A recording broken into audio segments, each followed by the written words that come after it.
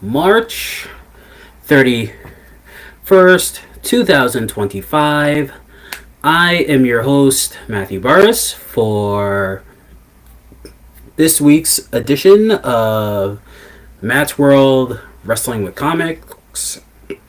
And it has been a crazy Monday. Thus, that's why I call this episode Crazy Monday. Um, Over at my center club, building next to us caught on fire. But luckily, no one was injured. Well, we heard an alarm go off, and because the building was adjacent to us, we had to treat it. We kept hearing it, and we treated it like a real fire drill. And then, luckily, the firefighters came and put the fire out, and also, thank God, thank God for that. And no one was injured, no one was hurt, and I do mean it when I say thank God, because me and my friend Noga, which, by the way, shout out to her. Hey Noga, what's up, girl? We were there and we prayed right there on the sidewalk together. So, yeah. And also, this has just been a crazy Monday because, well, this is. Yeah, tonight was the last Monday Night Raw in Europe. It's kind of been getting a mixed reviews. Some like it, some people don't like it. People saying that some of the shows were lackluster. I mean, personally, I've enjoyed them, including tonight, which I'll go over. And next week's Monday Night Raw will be in Minneapolis, Minnesota. Yep, they're going to be on United States grounds, and I will talk about that a little more in the show as we roll merrily along. But one of the first things here I wanted to address is the Brooke Hogan situation. Last week, we all saw the Linda Hogan breakdown video, which was, in my opinion, sad and also disappointing, and, just a lot of back and forth. Linda saying that he hasn't talked to Brooke in 8 years, didn't know that she had twins, she didn't even tell her father. And this woman was just crying her eyeballs out. And here's the thing about this whole family drama. And Brooke, has says that she didn't name specifically, but said that she was verbally and mentally abused as a kid, and was made to try to protect the family and stuff. And then once she got married, she decided to distance herself from her family, distance herself from the twin, from her father, and she now has twins. And also her ex-husband spoke up for her as well. And he's a former NHL hockey player. And my thoughts on, we don't really know what really goes on. We weren't there, but if it is true, I say good for Brooke. To get away from that. Because sometimes you have certain members in your family that are just toxic, and you just need to get away from them. So I'm all for that. I'm all for mental health wellness and keeping your peace. So, I mean, I hope that the family can come together, and stuff. Granted, Linda hates Hulk, and with Hulk, he's just been getting dragged through the mud through everything, and so you just I don't know. I mean, yeah, just you just hope and pray for the best for this family.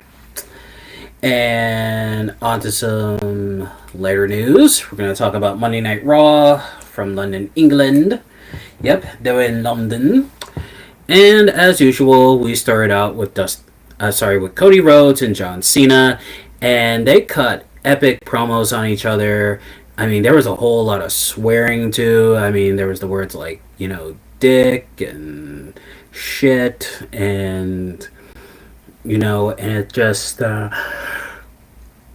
it was just a tremendous promo, and the best part of that confrontation was when, as John was leaving, because John thought he got the last word, Cody said, well, John, in all my years of wrestling, nobody said to me, you can't wrestle.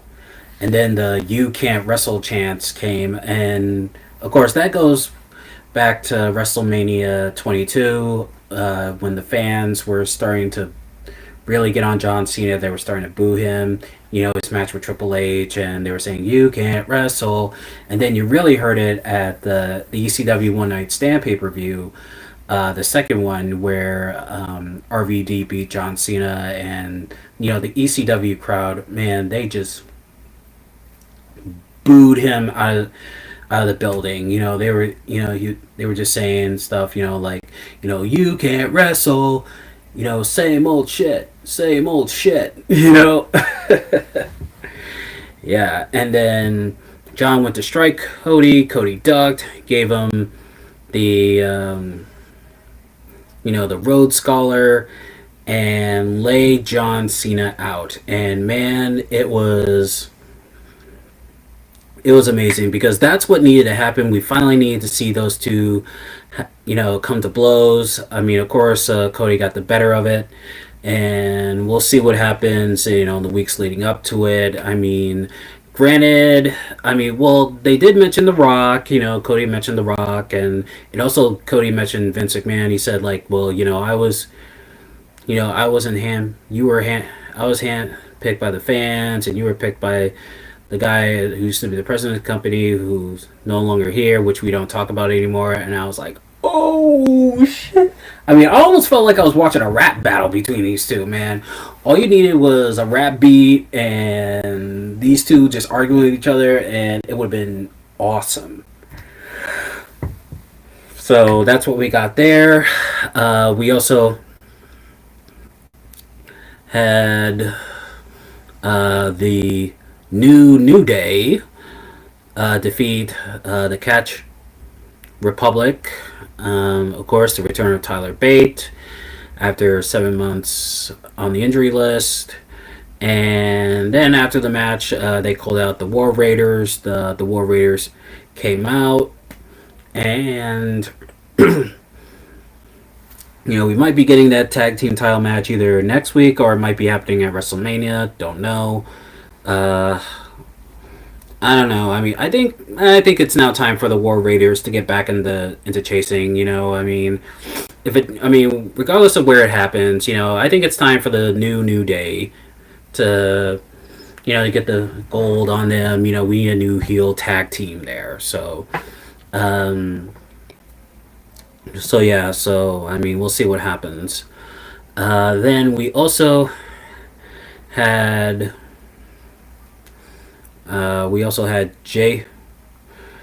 Jimmy Uso, I should say. Jimmy Uso versus Gunther. I mean, the build up from last week was just incredible. And this week, Gunther went Ivan Drago on his ass.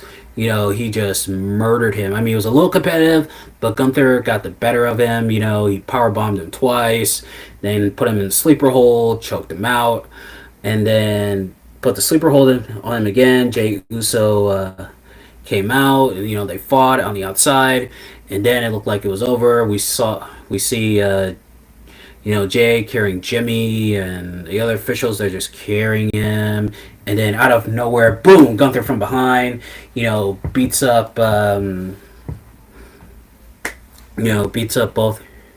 Usos, and then Yeah, he beats up both Usos, and then he actually at one point tied Jay to the ropes and was just beating down on Jimmy. Even busted him open with hitting him with the championship belt. And when I saw the blood, I was like, oh shit. Like, yes, that's what I wanted to see. I want to see some blood in this one. Because as it was happening, I was like, okay, he's got to bust him up or something. There has to be some blood. I mean, I was thinking, well, maybe it might not happen. But when I saw it, I was like, yes. And even Gunther went as far as taking the blood and wiping it on his chest. He just took the blood and just wiped it on his motherfucking chest. And then, gave him another power bomb and then put him in a sleeper hold again. I mean, that was Ivan Drago versus Apollo Creed right there. I mean, Gunther, it would have been awesome if Gunther had just said, like, towards the end, if he just grabbed the microphone and went, if he dies, he dies. Yeah, that would have been awesome. Yeah, that would have been awesome if he had done that.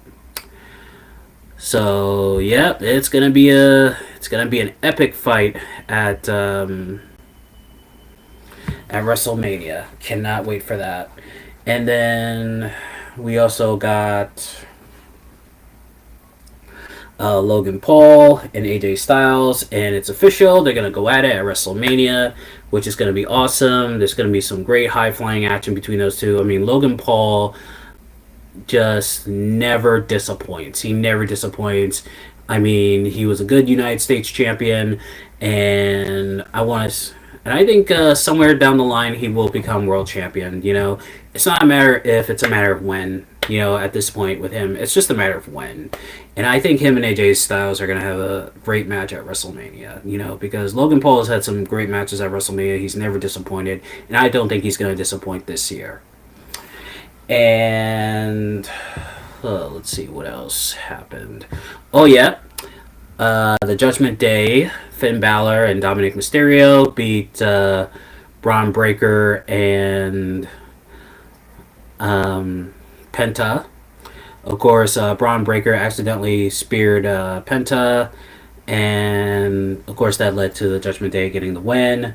Then we saw a backstage argument between Penta and Breaker, and then we saw Finn Balor he said he was going to talk to Adam Pearce about getting a shot at the Intercontinental title. And then Liv said that he was going to talk to Adam Pearce after he was done, to get Dominic a title shot. So it looks like this is heading towards a four-way match. And, a four-way dance. I mean, we already got, we have one triple threat match. We have one that looks like it's going to be a triple threat match. I mean, at this point, I don't really know what's going to happen. I mean, I'm sure that, but we'll get into that just a tiny bit later. And now we're getting a four-way dance. Yes, for the Intercontinental Championship. And if this winds up being a four-way dance, I mean, Braun Breaker, of course, he has to lose the Intercontinental title. I think it's... what you could do is have Penta... Yeah, I think Penta is going to win at WrestleMania. I think Penta wins the title, then him and Braun Breaker have a couple of matches for it, with Penta still winning it, and Braun, he goes on to try to become the world heavyweight champion. So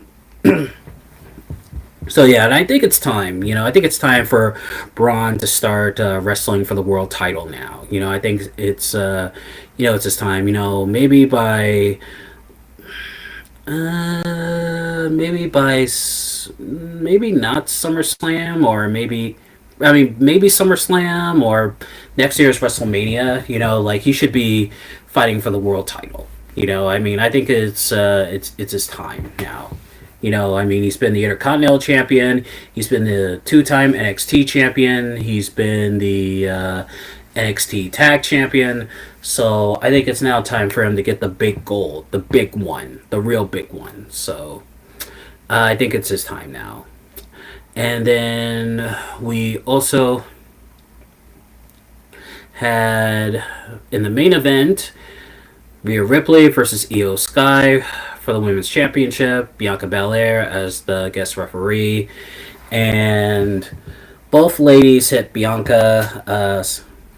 You know, well, of course, Io was accidental, and Rhea actually hit her twice. Once was accidental, the other one was on purpose, and Bianca was just like, fuck it, you're disqualified.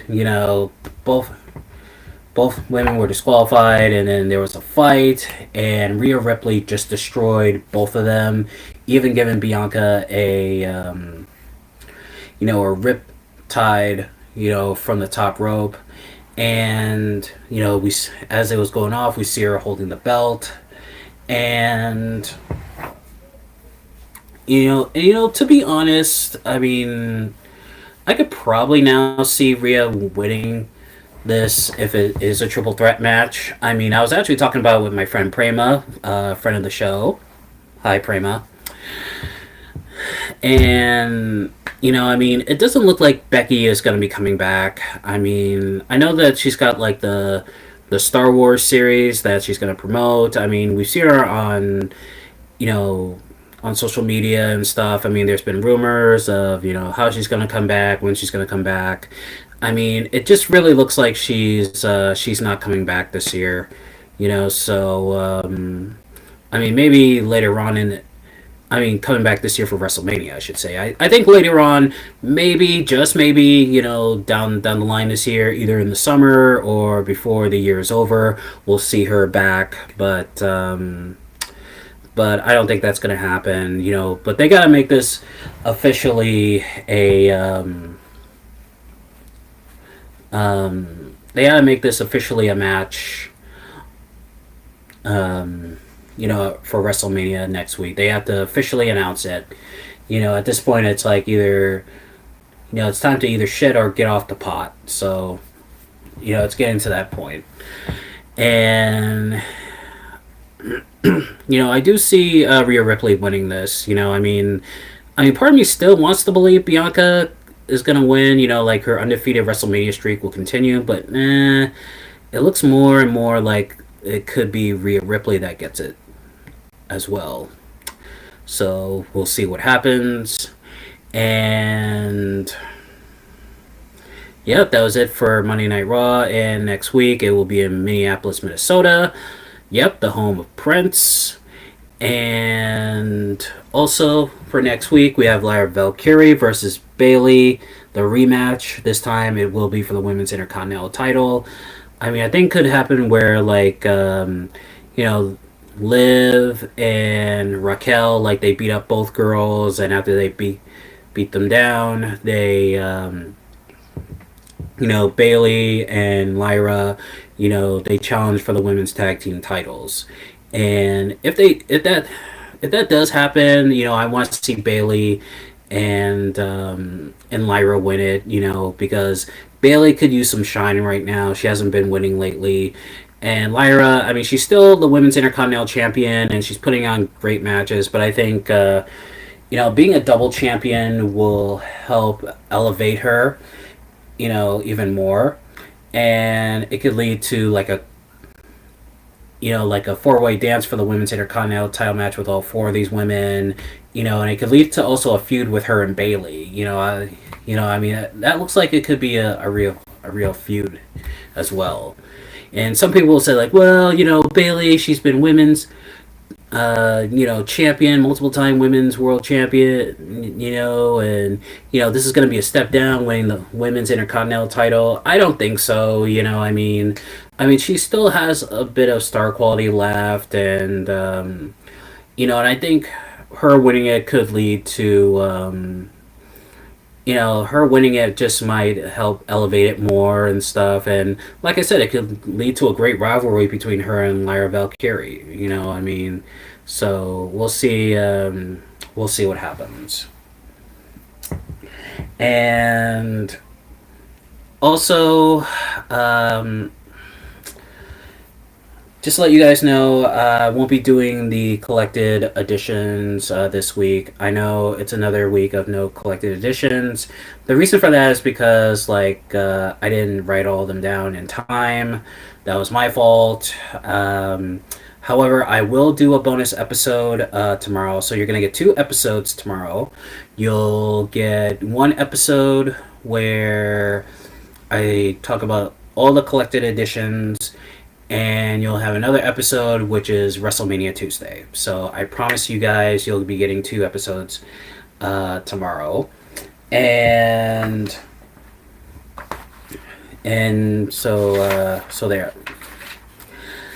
And now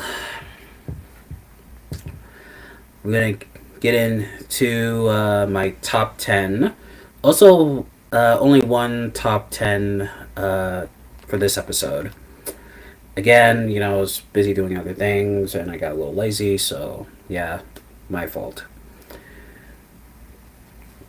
And this is the top 10 best Intercontinental title matches from WrestleMania. Yep, this one I actually did the last week, but then of course my episode got lost in the ether, so now I'm doing it again. So this is really the official first time you guys are hearing this. Coming in at number 10 from WrestleMania 2, Macho Man Randy Savage versus George the Animal Steele. Macho Man at this time, he had just won the Intercontinental title from Tito Santana in the Boston Garden, which I did a show on, which you should definitely go check out. It's a great match and you'll love it.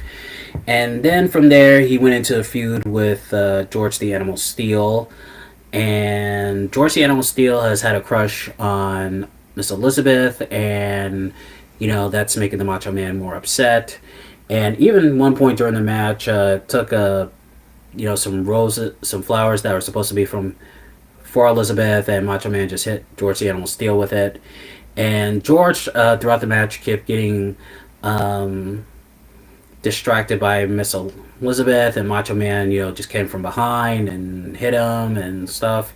And Macho Man actually delivered the flying elbow drop from the top rope on George the Animal Steele, and he kicked out. And Macho Man had to use the ropes to win.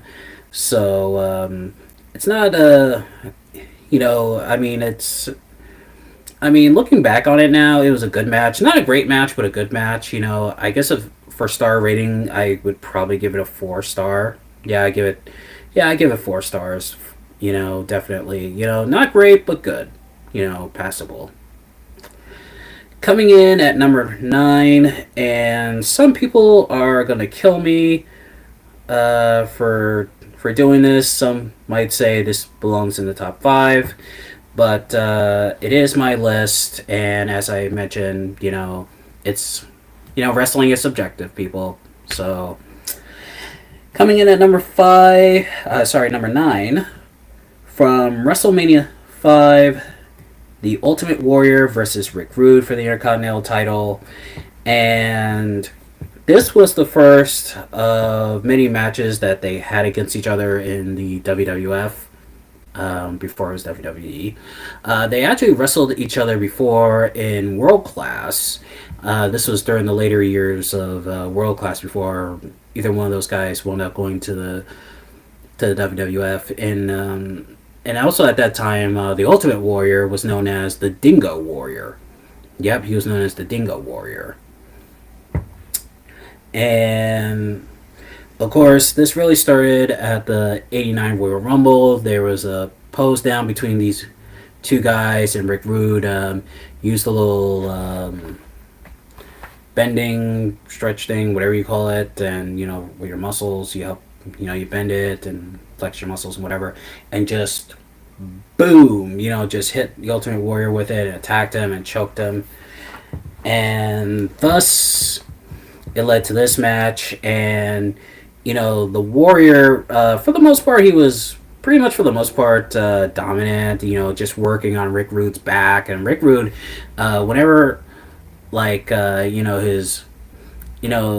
he would take a bump or take a shot to the back, he was always good at selling it. He was a good seller. and it's kind of ironic because it was a back injury that would end his wrestling career. You know, the match against Sting in Japan, and you know he hurt his back, and you know he would no longer wrestle. I mean, he did try to get back into wrestling around '98. Yeah, around '98, and he was in WCW at that time, and they were kind of teasing it, but then unfortunately he passed away, and that was sad. But anyways, you know this, and then of course in the end, you know, Warrior goes to for a vertical suplex, and Bobby Heenan grabs his foot, and Rude lays on top of the Warrior, and he gets the 3 count, and he wins the Intercontinental Championship. And this is another.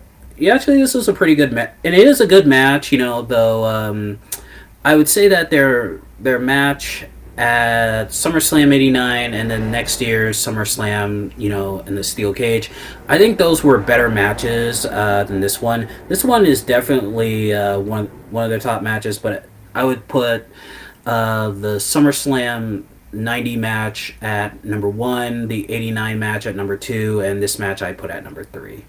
So, yeah, I know some people are going to kill me for this, but it's my list. Coming in at number 8 from WrestleMania 13, we have the WrestleMania debut of the Great One, the final boss, The Rock, at this time, Rocky Maivia, against the Sultan. Of course, the Sultan would go on to become Rikishi.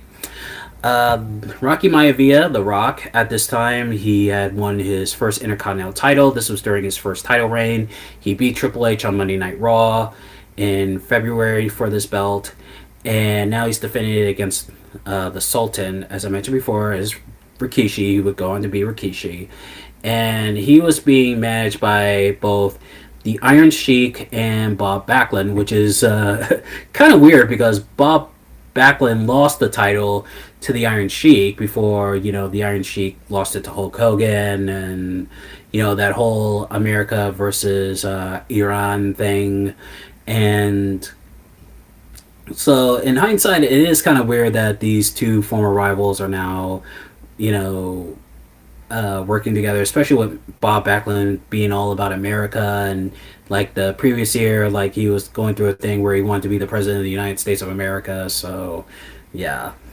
And you know, and this was when fans started to turn on Rocky. They were really turning on him, and you know, fans started chanting, you know, Rocky sucks, Rocky sucks, and of course, this was in the Rosemont Horizon in Chicago, and in Chicago, you know, it was customary to boo the bad guy. I mean, to boo the good guy. You know, I mean, it happened at Starrcade '87 when the fans were cheering for Ric Flair and booing Ron Garvin, and Ron Garvin was the world champion. He was the good guy, and you would also see it at WrestleMania 13 with Bret Hart and Stone Cold Steve Austin. Yep, that was when, you know, Bret beat Austin in the submission match, and you know the fans turned on Bret. You know the whole complaining about him being screwed and stuff like that, and then the fans really starting to embrace Stone Cold. And that match, by the way, is going to be inducted into the WrestleMania Hall of Fame. Yes, well deserved. Well deserved. Cannot wait for that. And so, anyways, this match was pretty good. I mean, you really see the athleticism, you know, of The Rock, you know, in his early days, you know, doing drop kicks and, you know, flying high cross bodies off the top rope and stuff like that. I mean, he was just, you know, he was just really athletic and just really gifted. I mean, really shades of his, some shades of his father.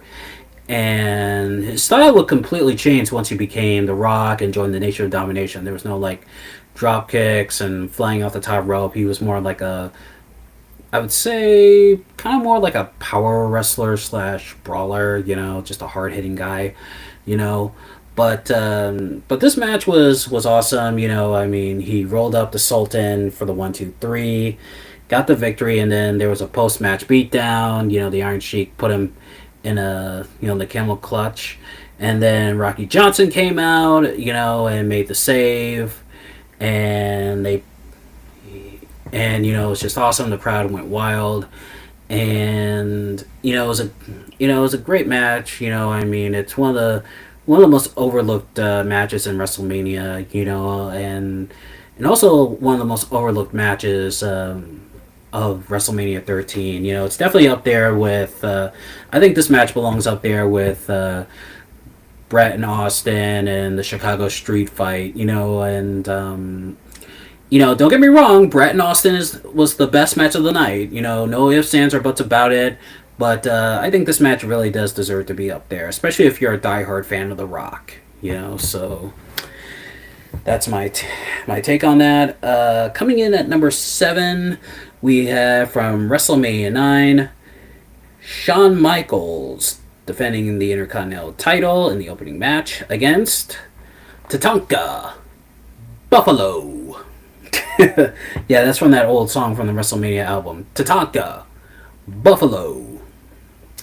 And I mean, this was considered one of the best matches. Well, yeah, the best match of WrestleMania 9, and a lot of people give WrestleMania 9, a ton of shit for it. I mean, I've heard people just take like diarrhea shits on this WrestleMania, considered one of the worst WrestleManias ever. In fact, there's actually going to be a documentary I heard coming out soon on Peacock. There's going to be a documentary on WrestleMania 9. So, I mean, that goes to show you how much of an impact, negative wise, it has had on people. Personally, I don't mind this WrestleMania. I mean, I've talked about this before. I mean, I rented it twice at Video Max as a kid, and I watched it over and over again, and then I watched it over and over again when I bought it, and so it has a special place in my heart. I understand why some people don't like it. The Lex Luger Mr. Perfect match, I mean, absolutely, totally sucks fucking ass, and then the ending, the title changing hands in twice in one night. I mean, yeah, it's kind of bullshit, but at the same time, it's like, it is what it is, So, anyways, Shawn Michaels at this time, Intercontinental Champion, his first reign. Him and Sensational Sherry broke up in storyline. Yep, at the Royal Rumble 93, after Shawn beat Marty Jannetty. And Shawn came to the ring with Luna Vachon, who made her WrestleMania debut. And Tatanka came out, and then Sherry came out afterwards. And Sherry was in the corner of Tatanka, and it was just an exciting match. I mean, like, Shawn, sold his ass off, and he also did some great maneuvers. Like, he did this, he super kicked Tatanka, off the top rope. Tatanka came off the top rope and bam, nailed that super kick, and that was one of my favorite spots. Another favorite of mine was when Shawn, off the ring apron, gave a flying clothesline, and the match ended in a count out. Shawn Michaels got counted out, and he pulled the referee out of the ring, and then Tatanka, gave him the Samoan drop, and it looked like he was going to get the 1, 2, 3, but the referee was like, no, ends in a count out. So, but it was still a great match, and this was Shawn Michaels' second WrestleMania match as as a solo wrestler. I mean, his first one was the previous year at WrestleMania 8, against Tito Santana, which, by the way, go back and watch. I mean, that's another great match. And this is another match that proves why Shawn Michaels is considered Mr. WrestleMania. And there's a lot of debate on it, but, but if you go back and watch Shawn Michaels' matches from WrestleMania 8, 9, 10, 11, 12, and then the matches he did after, when he came back, you can definitely see the argument for that. I mean, he just had great WrestleMania match after great WrestleMania match, and this is one of them. So definitely go look at this if you ever get the chance. Coming in at number 6, we have from WrestleMania 7, Mr. Perfect versus the Big Boss Man. This was Mr. Perfect's second reign as Intercontinental Champion. The Heenan family, well, originally it was supposed to be the Boss Man and Rick Rude. Rick Rude was, talking bad about the Big Boss Man's mother. and then it led to a suspension. But of course, in real life, Rick Rude, packed his bags. He left the WWF and would go to WCW. He actually, well, I think, yeah, first he was in All Japan. He was in All Japan Wrestling for a while, and then he went to WCW around late '91. Yeah, he showed up at Halloween Havoc 1991. So, so like the storyline got evolved to Mr. Perfect and Mr. Perfect and the Big Boss Man. I mean, they had a great match there. That's another match I think that doesn't get talked about as much as far as great WrestleMania matches.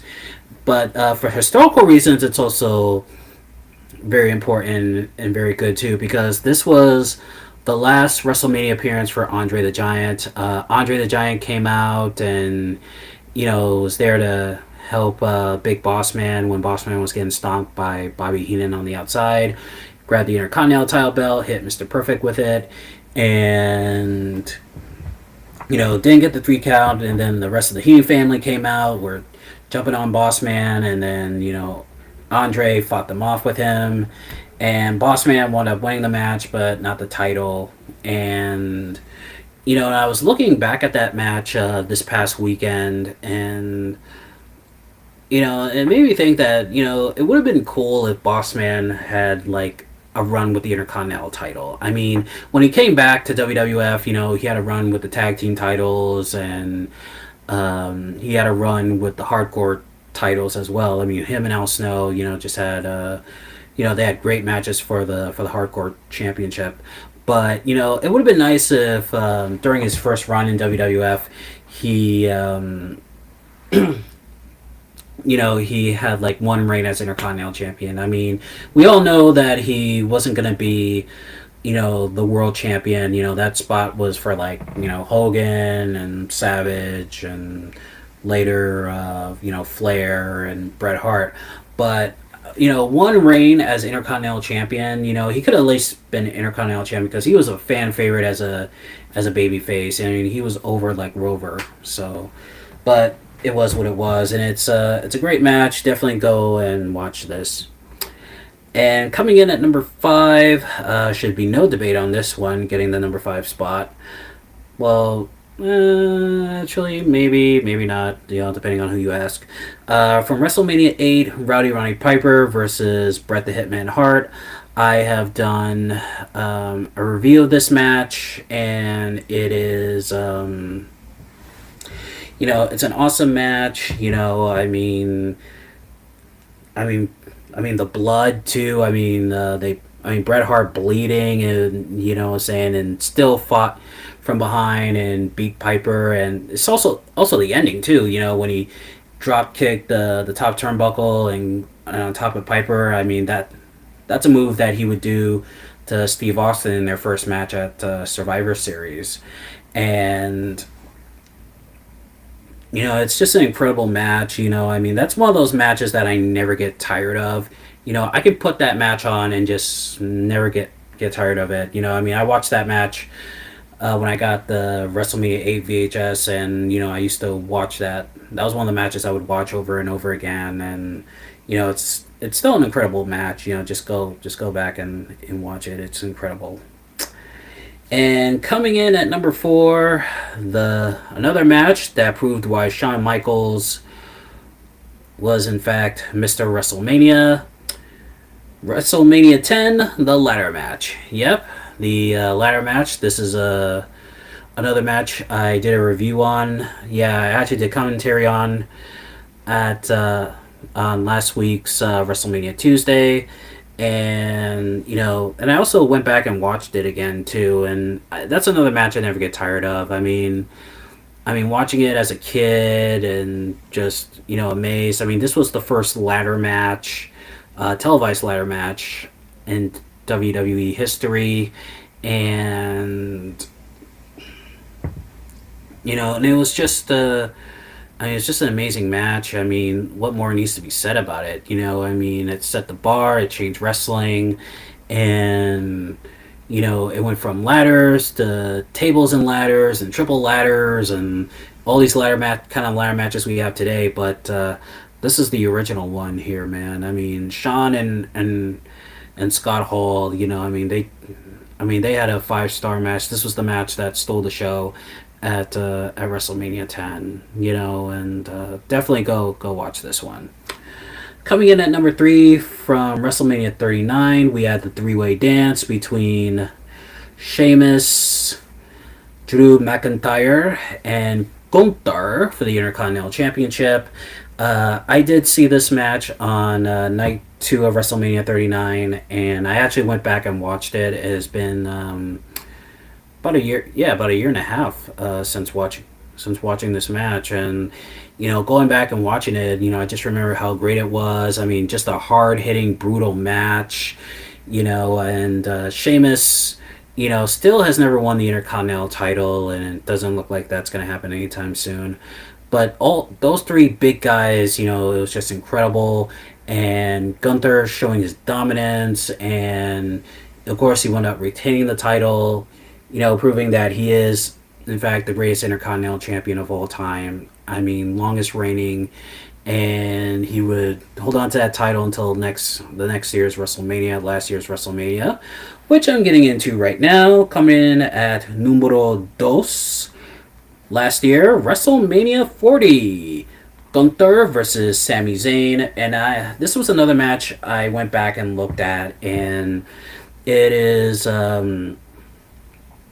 this was an incredible match. But of course it told a great story.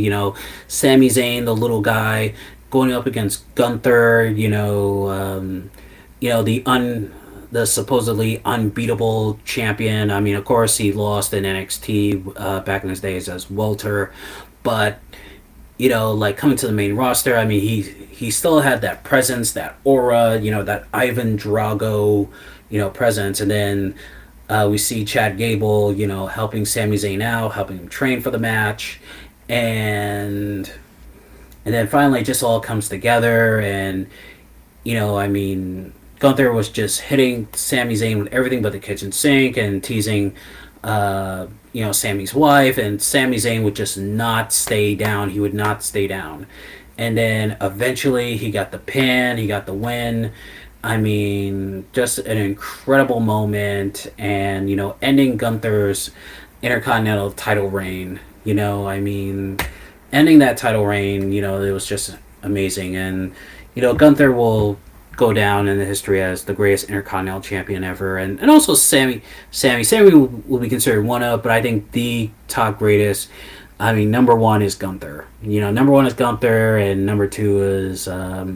Honky Tonk Man, without a doubt, and actually, that gives me an idea for a future countdown. So, in the future, I'll do a countdown of greatest Intercontinental champions. My top 10. Though I don't think top 10 would really do it justice. Finally, coming in at numero uno, WrestleMania 3, Savage versus Steamboat. What more needs to be said about this? I've talked about this match. I've done reviews of this match. I've watched it dozens of times. The match that stole the show at WrestleMania 3. And, just a great work of art. Ricky Steamboat, he has great matches. And actually, lately I've been wanting to go back and watch, some of his classic matches. Maybe one day I'll have to have like a Ricky Steamboat, marathon. Just have a marathon of his best matches. Because Ricky Steamboat, just an incredible wrestler. Just a real incredible wrestler. Go watch this match. Go watch his matches in '89 against Ric Flair, and even some of his matches in WCW from '91 to '94. He was definitely on fire on then. He even wrestled a young Steve Austin. Yep, before he became Stone Cold, he was stunning Steve Austin. Yeah, they wrestled each other for the television titles, the tag team titles, and the United States titles. And, those matches were awesome. And even his feud with Rick Rude, he had great matches against Rick Rude there as well. So definitely go back and watch those matches. But this match, you know, number one greatest Intercontinental title match at WrestleMania. I mean, no offense to the other matches on this countdown, but this one is number one. There's no debate. There is no debate on this one. It stole the show at WrestleMania 3 when Hogan and Andre was the main event, and it told a good story as well, and it propelled both men to win world titles. I mean, Macho Man the next year would win the world title at WrestleMania 4 in the tournament, and Steamboat would win the world title 2 years later at Chi-Town Rumble '89 against Ric Flair. So, yeah, I mean, no debate there. Number one. And finally, as I promised,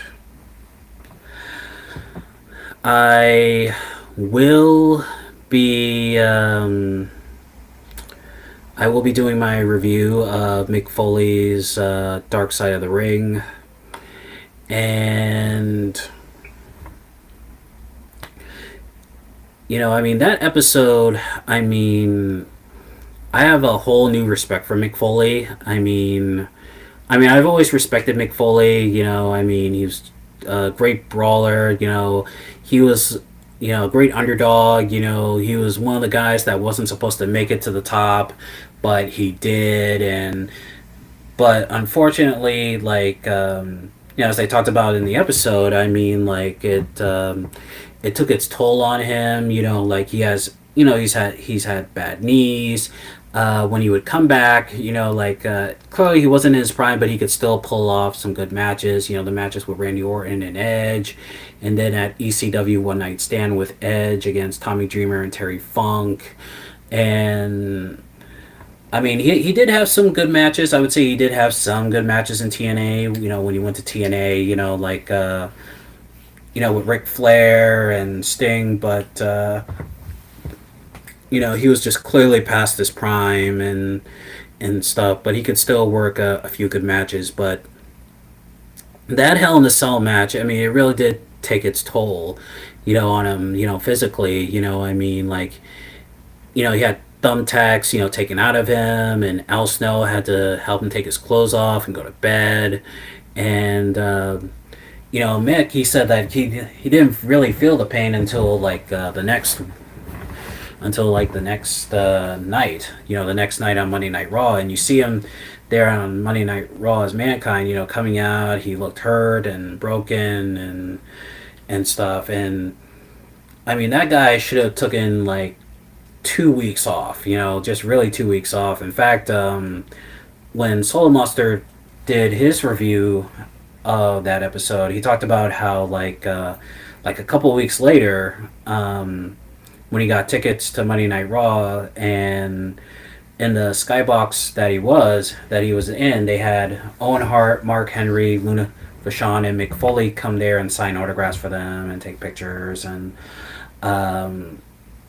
Mick Foley, looked disheveled. He really looked disheveled. He looked like he'd been brought through the ringer. And but Mick, he didn't believe in taking some time off and stuff like that.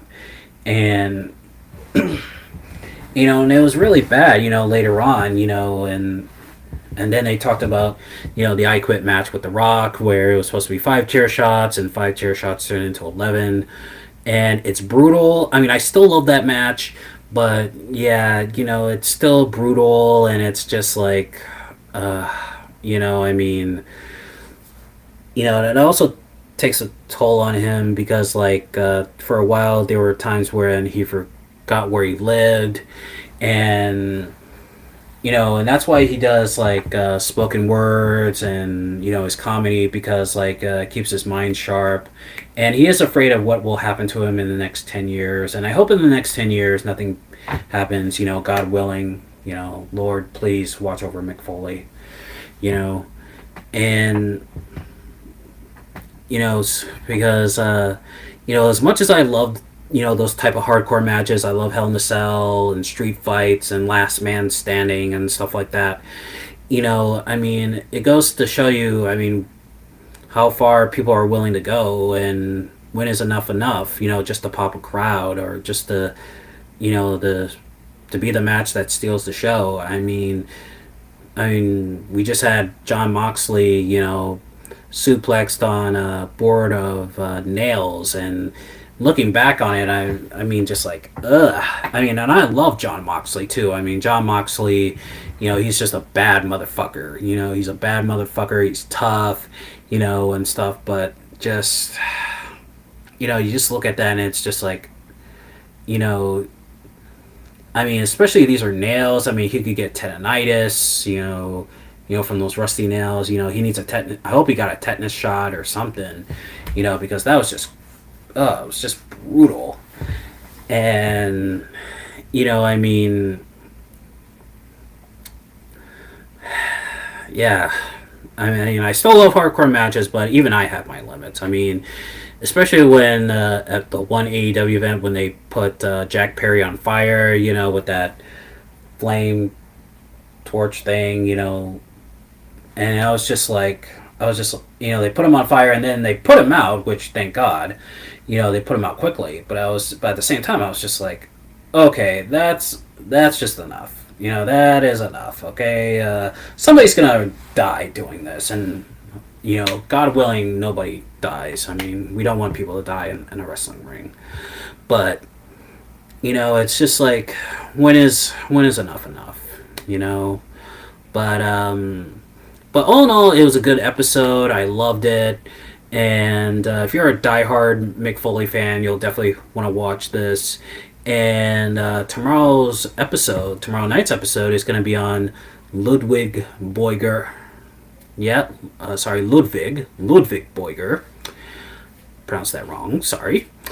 And in that episode, they talk about, his history in pro wrestling and also him being a Nazi and just, there's just a whole lot of fucked up shit that happened with him. And that's a guy that will definitely never, ever, ever, ever, ever, ever, ever, ever, ever be in the Hall of Fame.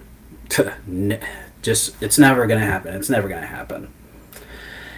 And one thing I almost forgot to point out: the thumbtacks in the Hell in a Cell match. That was the first time that thumbtacks were used in the WWE. Yeah, that was the first time that thumbtacks have been used in WWE. I mean, wrestling fans have seen thumbtacks in like Japanese death matches and. In ECW, I mean, they were used a lot in ECW, but for WWF at this time, and I remember seeing this live. I actually saw this match live on pay-per-view. It was me and my cousins, and it was just a brutal match. After getting thrown off the top of the cage and choke slammed through the cage, and also getting a concussion, when the chair hit him in the face, and, the thumbtacks are just like, ugh, yeah. I mean, and plus as a kid, you could not tell me at that time that wrestling was fake. You could not tell me it was fake, I mean, I really believed that, Mankind, Dude Love, Cactus Jack, Mick Foley, he was really indestructible, but because that was the whole premise behind Mankind, is that he doesn't feel pain, and Jim Ross even said one time in commentary, he says, I don't think he feels pain, or if he does feel pain, he probably likes it. And well, later on in interviews, Mick talked about his injuries and stuff, so turns out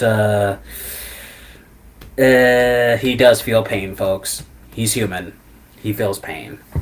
So, and also, the doctor, he wasn't really a doctor, more of a chiropractor for WWE. I keep forgetting his Francois something. He was the original Sub-Zero in the Mortal Kombat movie. Yeah, in the Mortal Kombat movie, the first original one, he played Sub-Zero. And that was one of my favorite movies. I actually went to go see that movie in theaters, and still one of my it's still one of my favorites, and I just love watching that.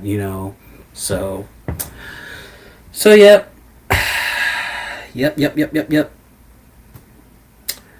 Dark Side of the Ring. I love Dark Side of the Ring. I think it's awesome, and it talks about both the good and the bad of pro wrestling. I mean, the bad part, people say like, well, it makes wrestling look bad, and it does. It's like showing wrestlers are drug addicts and wife beaters and stuff, but also use it as a cautionary tale too. Use it as a cautionary tale like. Don't do drugs, save your money, take care of your children, take care of your wife, and also from the Mick Foley episode is like, don't try to overdo it. Don't kill yourself. I mean, if you're going to do hardcore matches, yeah, do hardcore matches, but within limits, because, you want to have a long shelf life, so. And that's it. That will do it for this episode. As I mentioned before, tomorrow you will be getting a double episode. You'll be getting the collected edition episode, and you'll be getting the WrestleMania Tuesday episode. So, yep, that is happening. Until then, this is Matthew Burris saying, toodaloo, motherfucker.